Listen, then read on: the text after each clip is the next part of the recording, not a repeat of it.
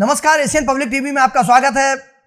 2024 के जो चुनाव हो रहे हैं उसमें अप्रत्याशित निर्णय सामने आ रहे हैं। अभी तक का जो रुझान सामने आ रहा है उस पर हम हमारे चैनल हेड और हमारे इस ग्रुप के सीईओ श्री ललित शास्त्री जी, वरिष्ठ पत्रकार हैं, देश के प्रख्यात पत्रकार हैं, उनको हम साथ में जोड़ रहे हैं और उनके साथ चर्चा करेंगे। लेकिन हम अपने दर्शकों को बता दें कि अब की बार 400 पार का जो नारा था और अपने दम पर भारतीय जनता पार्टी 300 से ऊपर 370 सीट लाने की बात करती थी, उससे कोसों दूर नजर आ रही है। अभी 240 सीटों पर भारतीय जनता पार्टी पहुंची है।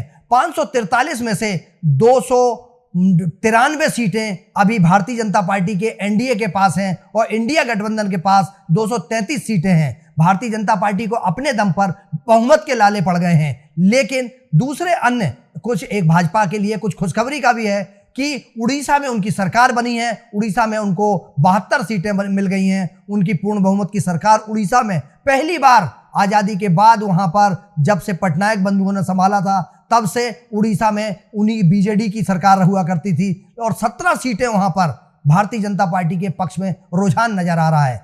कुछ लोगों को बहुत नुकसान हुआ है, जिसमें कि भारतीय जनता पार्टी को जो कहा जाता था आज तक कि उत्तर प्रदेश से, लखनऊ से दिल्ली की सत्ता का रास्ता जाता है, दिल्ली में साफ नजर आ रही है। और जो कहा करते थे 80 में से 80, वो अभी 35 सीट पर अटके हुए हैं। एक जोरदार प्रदर्शन किया है अखिलेश यादव की पार्टी ने, समाजवादी पार्टी ने, सबको पीछे छोड़ते हुए कांग्रेस और समाजवादी पार्टी ने 45 सीटों पर बढ़त बनाई हुई है। और यह निर्णय चौंकाने वाला है। कांग्रेस को सबसे ज्यादा नुकसान अगर कहीं हो रहा है तो वह मध्य प्रदेश में है। मध्य प्रदेश में खाता भी नहीं खुल पा रहा है कांग्रेस का। छत्तीसगढ़ में, राजस्थान में जरूर गहलोत की सरकार जाने के बाद भाजपा को उम्मीद थी कि वहां पर फायदा होगा, लेकिन वहां पर 25 सीटों में से 14 सीटें कांग्रेस की और 11 सीटें भारतीय जनता पार्टी के पास नजर आ रही हैं। और इसमें यह रुझान बदलेगा। ऐसा बताया जा रहा है कि वहां पर 14 सीटें भारतीय जनता पार्टी जीत सकती है और 10 सीटें कांग्रेस जीत सकती है।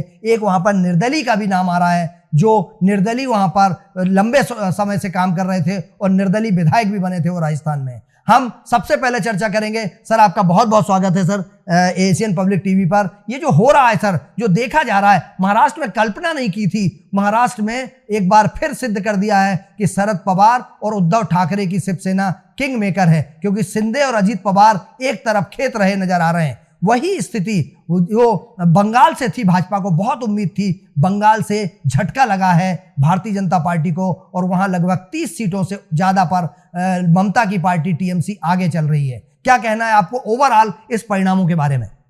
देखिए, इस परिणाम जो अभी रुझान तरह तो आ चुके हैं और शाम तक होते होते सारे परिणाम आ ही जाएंगे।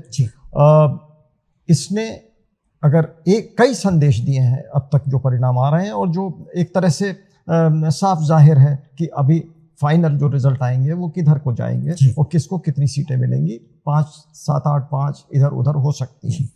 तो जो संदेश जा रहा है मुख्यतः यह है कि भाजपा जो 400 पार की बात कर रही थी और अपने दम पर, जब पिछली बार भी इनको मेजॉरिटी आ गई थी, इन्होंने कहा फिर भी हम सब दल मिलकर साथ लड़े हैं और एनडीए की सरकार बनेगी।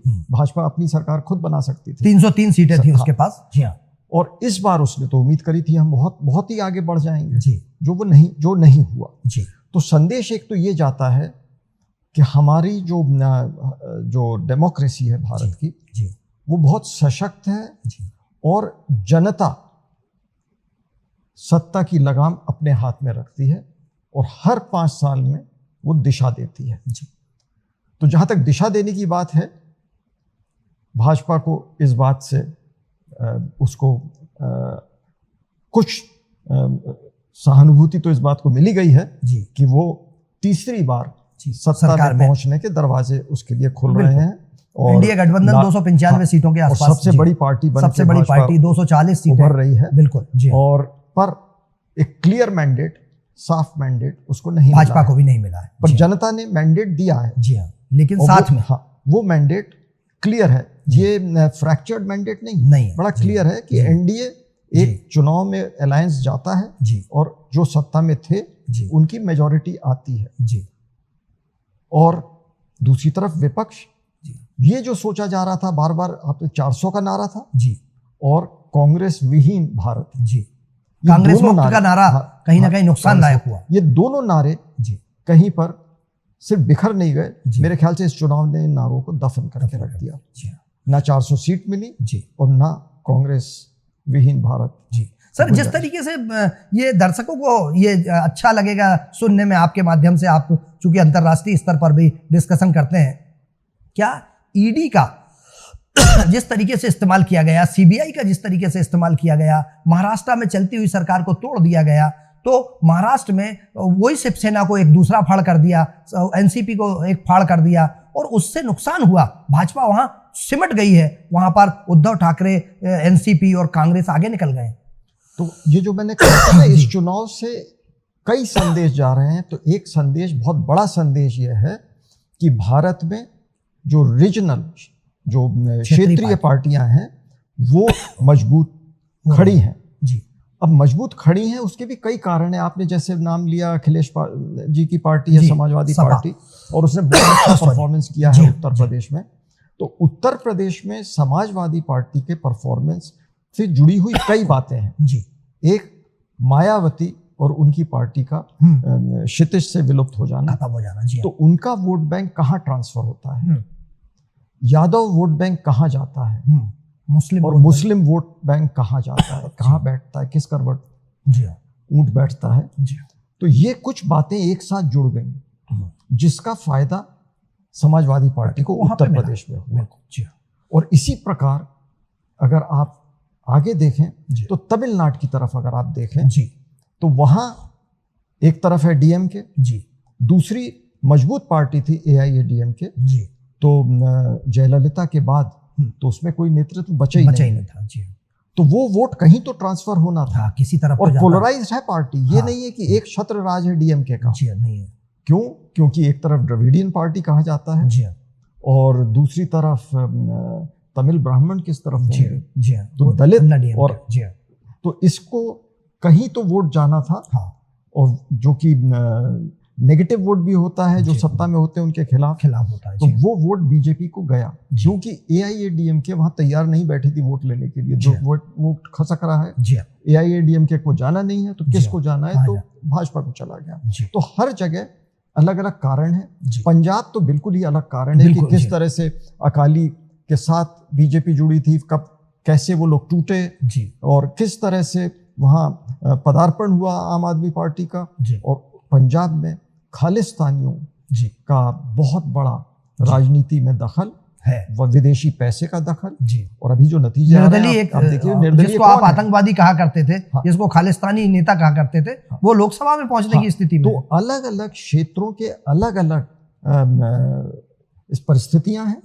उन्होंने इस बार के चुनाव पे अपना प्रभाव छोड़ा है। और महाराष्ट्र, तो महाराष्ट्र को देखना है अगर हमें, तो पहले देखना पड़ेगा उद्धव ठाकरे किसके साथ मिलकर चुनाव लड़ा था, भाजपा, और चुनाव के बाद उसने क्या किया। तो वहां जो कुछ भी हुआ इन बदलती परिस्थितियों के कारण हुआ। वहां पर कमिटमेंट और अलायंसेस टूटना की शुरुआत उद्धव ठाकरे ने करी थी, और उसके बाद भाजपा ने उनको उसी खेल में उनको मात दी। पर ये जो शय और मात का वहां खेल, जनता उसको देख रही थी। तो जनता प्रभावित नहीं हुई इस बात से ज्यादा, और उन्होंने अपना एक, कहते हैं सर वहां पे एक चर्चा होती है, और आप तो चूंकि सभी लोगों से संवाद करते रहते हैं, नितिन गडकरी की उपेक्षा और नितिन गडकरी को तीसरी बार में टिकट दिया जाना। पहली लिस्ट में प्रधानमंत्री अमित शाह, इनका नाम डिक्लेयर कर दिया, नितिन गडकरी का टिकट डिक्लेयर नहीं किया, आखिरी में टिकट डिक्लेयर किया गया, और कहते हैं संघ ने भी महाराष्ट्र में अपने आप को खींच लिया था। तो इसमें क्या, कितना लगता है दर्शकों को ये समझने में आसानी होगी कि क्या नितिन गडकरी की उपेक्षा भाजपा को भारी पड़ गई महाराष्ट्र में? क्या ये सिर्फ महाराष्ट्र की बात है? सिर्फ महाराष्ट्र की नहीं, तो मराठी, मतलब मराठी लोगों को खराब लगा नितिन गडकरी की उपेक्षा पर ऐसा। पर ये मैं तो इसको एक समस्या के रूप में देखता हूँ। ये सिर्फ नितिन गडकरी तक सीमित नहीं है समस्या, अन्य राज्यों में भी देखिए। और उसके लिए जो चुनाव का बीजेपी का जो कैंपेन था, आप बताइए इस कैंपेन में देश भर में राष्ट्रव्यापी स्तर पर कौन कौन से चेहरे सामने थे? मोदी, अमित शाह, और बस ये दोनों की तो जब थी। इस चुनाव में संदेश क्या जा रहा है, जो क्षेत्रीय जो लीडरशिप है, जनता उसके साथ रही है खड़ी। जी हाँ। तो क्या भाजपा शासित क्षेत्रों में क्या सिर्फ एक ही चेहरा दिखाया जाना चाहिए? नहीं। तो उसका भी बहुत असर हुआ है। राजस्थान में उसका दुष्परिणाम, हरियाणा में उसके दुष्परिणाम। हरियाणा में इन्होंने एकदम आखिरी मूवमेंट पे मुख्यमंत्री बदला और उसका फायदा खुद हारने की कगार पे है। हाँ, उसका फायदा इनको नहीं हुआ। और अंग्रेजी में एक शब्द है कंप्लेसेंसी, मतलब समझ लीजिए हम हर स्थिति में सम हैं, पर ऊपर उठ के सम नहीं है। हम ये सोचते हैं हमारा तो एक छत्र राज है और जनता हमारे साथ है। इस ये जो मानसिकता है जी, इससे भाजपा के लिए और भाजपा के नेतृत्व के लिए एक बहुत बड़ा कारण है कि उनको आत्म विश्लेषण करना पड़ेगा, थोड़ा सा अंतर्मुखी होकर देखना पड़ेगा कि हमारी कमजोरियां क्या थी। और ये जो कमजोरी की बात उठती है ना, देखिए एक होती है पार्टी और एक होता है राष्ट्र। और राष्ट्र किन से बनता है? नागरिकों से बनता है। तो नागरिकों का सम्मान बहुत जरूरी है। चुनाव के वक्त नहीं कि हमने एक वृद्ध महिला देख ली, उसके सामने हमने साष्टांग दंडवत कर दिया और माता जी कह दिया। ये नहीं कि आपके घर में अनाज पहुंच गया, ये नहीं कि आपके अकाउंट में पैसा पहुंच गया। सम्मान जो होता है वो तब सामने आएगा अगर हम सत्ता से जुड़ी कुर्सियां बांटने में अपना समय ना लगाएं। सत्ता से जोड़ के कुर्सियां बांटें कि ये कब से हमसे जुड़ा हुआ है, इसको हम क्या दे दें। तो बाकी नागरिक तो सब देख रहे हैं और साफ दिख रहा है। यहाँ एक बात, और दूसरी आपने एक बात की थी एजेंसीज की, जैसे इन्फोर्समेंट डायरेक्टरेट। ये मैसेज साफ गया है कि इन एजेंसीज को यूज किया जा रहा है। और इसके ऊपर मैं एक उदाहरण दूंगा आपको। जब बात चल रही थी ये जीएसटी की, तो ये हुआ कि जीएसटी में सब लोग कवर हो जाएंगे और इतनी बड़ी आबादी कवर हो जाएगी जीएसटी में। तो मैंने कहा कि एक central board of direct taxes के सदस्य थे जी, मैंने उनसे पूछा कि क्या आपके पास एक मशीनरी है ऐसी जो सब लोगों के रिटर्न्स को पैनी दृष्टि से देख लें और गड़बड़ी हो तो निकाल लें? इसके लिए कितनी बड़ी मशीनरी चाहिए, कितने लोग चाहिए आपको? तो जो जवाब था वो आंख खोल देने वाला था। वो हंसे, कहते हैं देखिए ऐसा है, ये तो रैंडम होता है, हम तो नाम टाइप करेंगे और सारी इंफॉर्मेशन आ जाएगी, और ये हमारे ऊपर है हम किसका नाम टाइप करें। बस तो यानी हम किसी को टारगेट बना करके उसका नाम लेंगे, उसको हम या तो आंखें मूंद लें या उसको हम निपटा दें। ये डेमोक्रेसी को मंजूर नहीं है, ये जनता को मंजूर नहीं है। और अब ये जो जिस रास्ते पे चल रहे थे, अगर इस पे चलने की अब गुंजाइश नहीं है, ये इस चुनाव का एक बहुत ही पॉजिटिव, बहुत ही बड़ा मैसेज है कि आप इस रास्ते नहीं चल सकते और आप एजेंसीज का दुरुपयोग नहीं कर सकते। ये सर अभी चुनाव के दौरान ही माननीय प्रधानमंत्री नरेंद्र मोदी जी से किसी ने ये पूछा था कि आपने अजीत पवार को भ्रष्टाचार के आरोप में जेल भेजने का कहा और अपने साथ खड़ा कर लिया, उसको आपने कह दिया कि बिल्कुल साफ छवि के हैं। आपने प्रफुल्ल पटेल के साथ ऐसा किया, आपने राणे के साथ ऐसा किया, बहुत सारे लोग। अब भाजपाई भ्रष्टाचारियों के खिलाफ व्यापम घोटाला हो या शारदा चिटफंड घोटाला हो या वो असम के जो घोटाले थे, उन पर कब कार्रवाई करेंगे? व्यापम घोटाले की आपने बात करी जी, तो ये व्यापम घोटाला जब भी मेरे सामने ये विषय आता है जी, तो मैं अपने को आज तो रोक नहीं पा रहा। एक बार एक टीवी चैनल ने मुझे बुला लिया था जी कि व्यापम पे नहीं, ये होता था कि आज की जो मुख्य खबरें हैं उसके ऊपर डिस्कशन करना है। तो उस दिन मुख्य खबर थी कि व्यापम में फला के खिलाफ एफआईआर इतने लोगों के खिलाफ की गई जी। तो मेरे को व्यापम के बारे में मैंने बहुत इन्वेस्टिगेशन किए हैं, मुझे बहुत कुछ पता था। मैंने जब बोलना शुरू, ये एक राष्ट्रीय चैनल था जी, जब मैंने बोलना शुरू किया जी, तो सामने स्क्रीन लगा था, उसके ऊपर लिख के आ गया किन्हीं कारणों से ये कार्यक्रम रोका जा रहा है। हाँ। दरवाजा खुलता है और वहां से स्टाफ आते हैं, कहते हैं सर चलिए। मैंने कहा क्यों, कोई टेक्निकल डिफेक्ट आ गया क्या? तो कहते हैं नहीं साहब, ये कार्यक्रम बस अब बंद हो गया, क्योंकि मैंने कुछ पोल खोलनी शुरू कर दी थी। और जो प्रोड्यूसर ने मुझे निमंत्रण दिया था शाम तक उसकी उस संस्था से भी छुट्टी हो गई, उस टीवी चैनल से निकाल दिया गया वो व्यक्ति, जी जो एक ब्यूरो चीफ के लेवल का व्यक्ति था, जी, राष्ट्रीय चैनल का। जी, तो ये हाल है। ये तो हाल है, यानी ये इन्वेस्टिगेशन में उतना इनका इंटरेस्ट, रुचि नहीं थी, बातों को छुपाने में ज्यादा रुचि थी, और छुपाने के बाद चालान प्रस्तुत हो जाते हैं।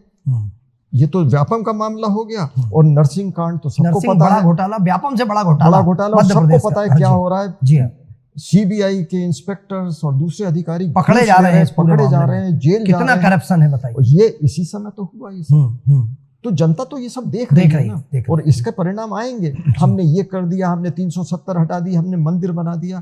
क्या राष्ट्र सिर्फ इन 2 मुद्दों से चलता है? नहीं, राष्ट्र मोड़ मोड़ पे मुद्दे हैं, बिल्कुल, जो जनता को अफेक्ट करते हैं, और जनता देख रही है। तो जनता से कुछ भी नहीं चूकता, जनता की निगाहों में सब कुछ है।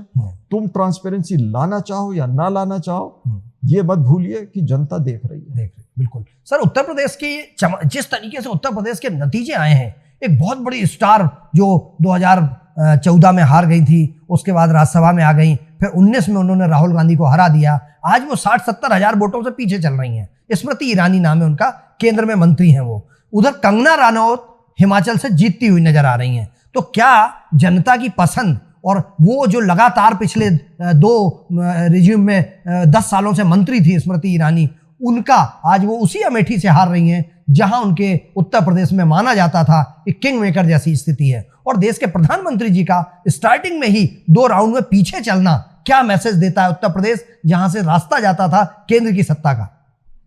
पहले तो आपने 2 नाम लिए। एक बम्बई फिल्म इंडस्ट्री की एक्ट्रेस हैं, जो कि बहुत भारी बहुमत से जीती हैं, जीत रही हैं। जी हाँ। और प्रधानमंत्री का खुद एक उदाहरण आपने लिया कि बहुत धीरे धीरे उनकी बढ़त बढ़ी। हाँ, 80,000। हाँ, मैंने देखा था जब सुबह आ रहे थे तो दोनों तरफ बराबरी चल रही थी। हाँ, प्रतिद्वंदी और प्रधानमंत्री दोनों को 28,000 वोट पड़े, और प्रधानमंत्री शायद 250 या 400 वोट से आगे। जी। जबकि करीब 55-56 हजार वोट्स की गिनती हो चुकी थी। जी हाँ। तो ये भी एक आंख खोलने वाली उस बनारस का, जहां आप कहते हो कि हमने क्वेटो बना दिया बनारस को, और वहां से अगर, और देश के प्रधानमंत्री के साथ अगर ऐसा हो रहा है, तो ये क्या मैसेज देता है सर? क्योंकि स्मृति ईरानी का हारना भी, अभी हारी नहीं है, डिक्लेयर नहीं हुआ है, लेकिन लगातार पीछे चल रही हैं, तो ये भी एक मैसेज देता है कि उत्तर प्रदेश से अब रास्ता नहीं जाएगा सत्ता का। वो तो कदापि नहीं जाएगा। अगर समाजवादी पार्टी को 40 सीट मिल जाएंगी, जी, आधी 50% सीट्स मिल जाएंगी, तो वहां तो रास्ता जाता नहीं है। पर पूरे बीजेपी के लिए खुश होने की बात यह है कि वो, जिसको एक उत्तर भारत की पार्टी बोला जाता था, उसने अपनी छाप चारों दिशाओं में छोड़ दी है। और यहाँ तक कि तमिलनाडु में उनका वोट परसेंटेज बहुत बढ़ा है। केरल में वो अपना स्थान बनाने में समर्थ रही हैं। कर्नाटक में कांग्रेस का शासन है, आगे बढ़ रही हैं। आंध्र और तेलंगाना में उनका वोट परसेंटेज बहुत बढ़ा है। नतीजे आ रहे हैं। उड़ीसा, जैसा आपने शुरू किया था बताते हुए, और नॉर्थ ईस्ट की स्टेट्स में हर तरह से भाजपा आगे बढ़ी है। पर वो अपनी बढ़त जैसी उसने 2019 में बनाई थी, उससे वो काफी पीछे हट गए हैं। पर हाँ, क्योंकि वोटर्स की संख्या बढ़ गई है, तो भाजपा इस बात से खुश है कि हमारा को पिछली बार से ज्यादा वोट मिले हैं देश भर में इस बार, क्योंकि वोटर्स की संख्या बढ़ी है। और वो कितनी सीटों में वो बढ़त कन्वर्ट हो पाई है, कन्वर्ट नहीं कर पाए हैं, ये एक सोचने की बात है। पर इसके अंदर एक बहुत बड़ी बात यह है, और लोगों को भूलना नहीं चाहिए, भाजपा पे एक आरोप लगाया जाता है कि उसने इस वोटर्स को पोलराइज कर दिया। पर जितना कांग्रेस ने जात पात को लेके, कास्ट बेस के ऊपर, जाति आधारित वोटर्स को बांटने की कोशिश की, अमीर और गरीब में भारत के नागरिकों को बांटने की कोशिश की, उसकी भी जितनी भर्त्सना की जाए वो कम है। और मुस्लिम वोट हर कीमत पर, कि मुस्लिम के नाम पे आरक्षण की बात करना, इसकी भी जितनी भर्त्सना की जाए कम है। क्योंकि मेरा एक पत्रकार की हैसियत से जहां गलती दिखेगी मैं बोलूंगा, और राहुल गांधी के द्वारा जोर जोर से नारे लगाना कि खटाखट खटाखट खटाखट पैसे जाएंगे, किस आधार पर? उन्होंने देश की अर्थव्यवस्था का क्या अध्ययन किया था जो उन्होंने कह दिया था कि सबके अकाउंट में 1-1 लाख रुपए साल में पहुंच जाएगा? क्या वो ये भी बता पाएंगे कि टोटल एक साल में जो कितने रुपए जाने थे उसमें कितने शून्य लगेंगे? शायद इसका भी उन्होंने अध्ययन किया होगा। तो इस तरह की अनर्गल बातें करके आगे नहीं बढ़ना चाहिए। पर अगर कांग्रेस पार्टी की सीटें बढ़ेंगी तो साथ ही साथ ये भी है कि कांग्रेस को 2014, 2019 और 2024 में कुल जितनी सीटें मिलेंगी, अभी उसको टोटल कर लीजिए, इस चुनाव में बीजेपी को उससे ज्यादा सीट मिल रही है। बिल्कुल। पिछले चुनाव में भी उससे ज्यादा मिली थी, बिल्कुल मिली।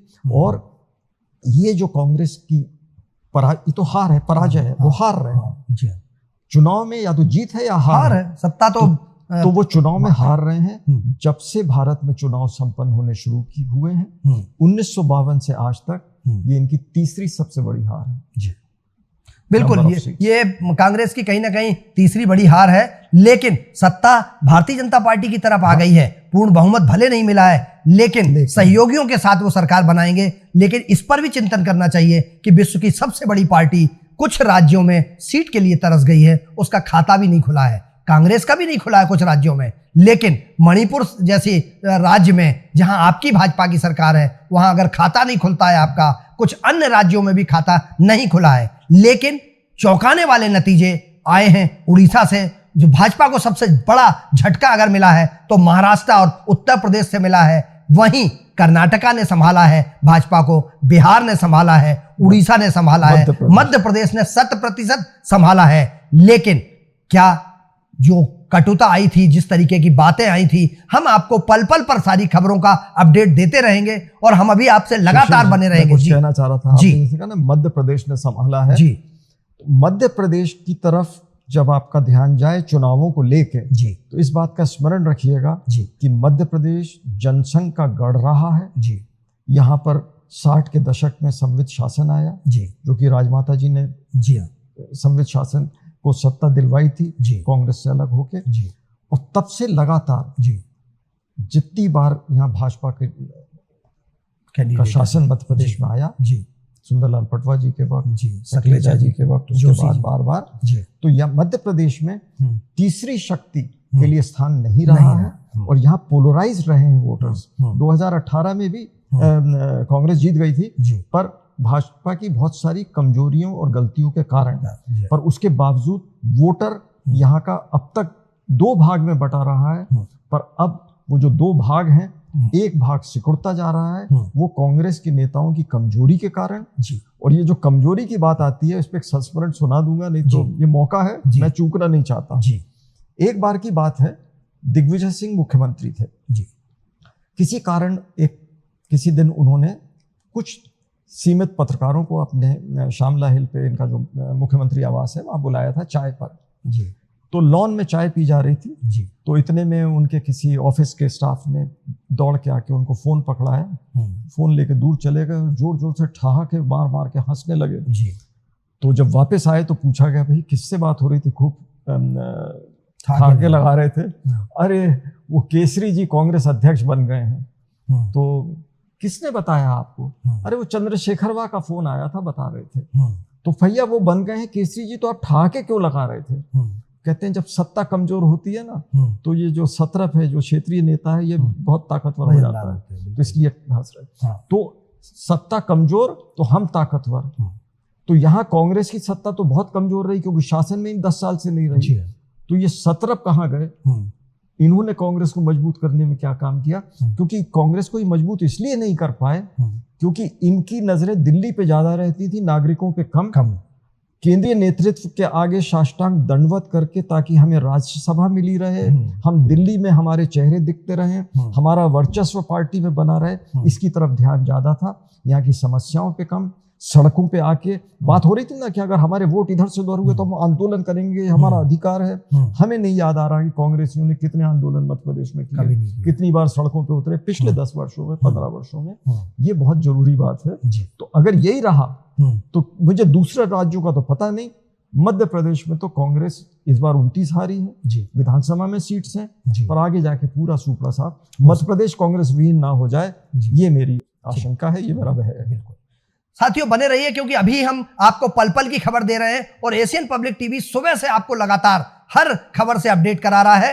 आपको मध्य प्रदेश की जानकारी दे दें कि मध्य प्रदेश में 29 में 29 रिकॉर्ड बनाने की तरफ है मध्य प्रदेश के पूर्व मुख्यमंत्री शिवराज सिंह चौहान। वहीं देश में सबसे ज्यादा मतों से जीतने की घोषणा बाकी है, लेकिन 6,50,000 से ज्यादा मतों से देश के गृह मंत्री अमित शाह गांधीनगर सीट से आगे चल रहे हैं।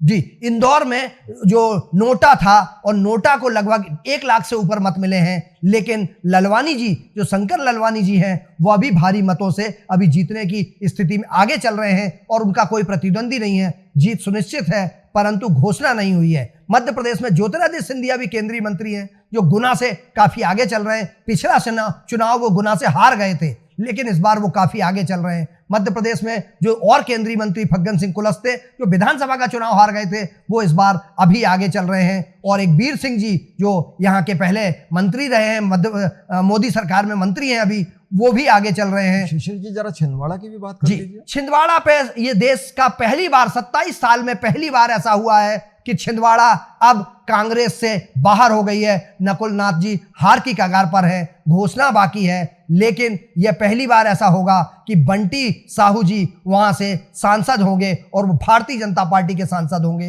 ये भाजपा के लिए जो कांग्रेस मुक्त मध्य प्रदेश लोकसभा में करना था, वह होने की स्थिति में आगे बढ़ता चला जा रहा है। देश भर में जो हालात हैं, हम आपको पल पल की खबर देते रहेंगे। आप बने रहिए चुनावी अपडेट पर, और हमारे साथ हमारे चैनल हेड श्री ललित शास्त्री जी जुड़े। आपका बहुत बहुत धन्यवाद सर। और हम अपने दर्शकों से आग्रह करेंगे कि आप जिस तरह से एशियन पब्लिक टीवी पर जुड़े हुए हैं, आप लगातार जुड़े रहिए। हम आपको पल पल की अपडेट देते रहेंगे। नमस्कार।